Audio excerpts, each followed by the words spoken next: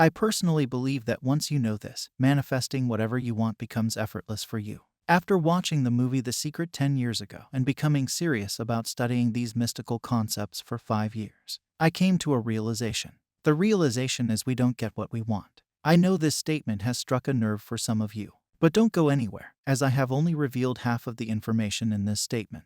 The next 8 minutes will make you realize how to get the things that you desire. So, brace yourselves up, my Pookie viewers. First, let us understand what it means when I say that you never get what you want. This particular statement feels contradictory to you because you clicked on this video to know how you can get what you want. Well, the matter of truth is, no one has ever gotten what they wanted. Now, you are like, what? There are people in this universe who have turned their wants into reality. There are so many successful people who got what they wanted. You are nuts, game of beliefs. Well, I am not nuts, I have nuts, you Pookie. Now, jokes aside, concentrate. The reason behind why you cannot get what you want is because you always get what you have. Your reality forever reflects what you have. That means your external world and the people in it are always reflecting who you are and what you have. To be conscious of being poor while praying for riches is to be rewarded with that which you are conscious of being, namely, poverty. Now, what you are conscious of being is the only thing that matters, and whatever you are conscious of being and having manifests in your reality. So, if you are wanting something, then that implies that you are not conscious of having that thing, and when you are not conscious of having that thing, then you don't get that thing. Like in the statement that I have given you above, if you are conscious of being poor and you are praying for riches, then you only get poverty. But if you really want to be rich, then you have to be conscious of being rich. Your consciousness of being rich and wealthy will manifest the similar circumstances in your reality that will take you to your conscious state. That is why I was telling you in the beginning of the video that you never get what you want. You only get what you are conscious of. I know you want something, you desire something, but it will remain a desire if you persist in the state of desiring it.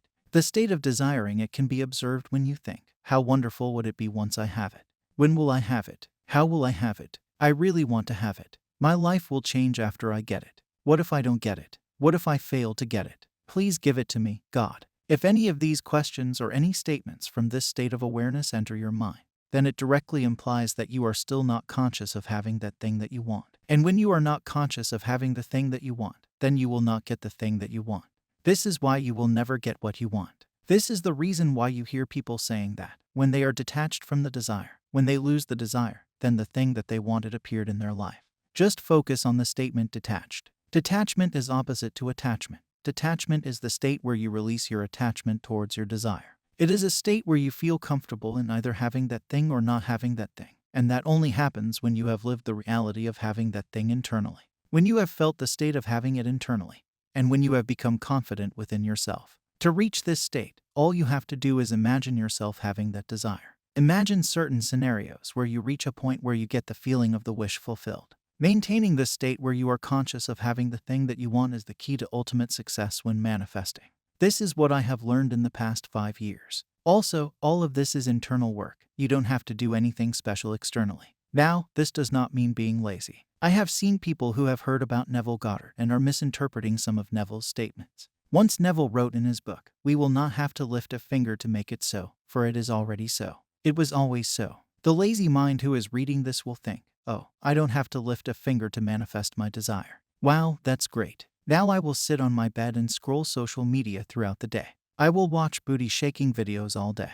I will eat burgers and wait for my manifestation to appear." Well, this is not what Neville meant by lifting any finger. You have to do the daily chores, fulfill your daily responsibility. And when you are doing them, you have to maintain a different attitude. You have to maintain the state of the wish fulfilled. You have to look at your world from the perspective of the person who already has what they want. And this is how you manifest your desires. You don't have to stop doing things that you are doing. I know some of you will think, well, if I don't stop doing the things that I am already doing, then how will the changes happen in my reality? If you too think in this manner, then listen to me carefully. You have to continue living your life like you were living before you started doing the imaginal acts. You have to continue doing things that you do every day. You don't have to stop anything because you imagined some scenario where you are living in a mansion. You still have to go to your job. But the catch is you don't have to stop imagining. You have to become conscious of having that thing internally. And the best way to become conscious is by imagining. Every day you have to imagine and you have to remove your attention away from your external world. If you make this a habit of getting in this state and remaining there, then day by day you become more conscious of having the thing that you desire.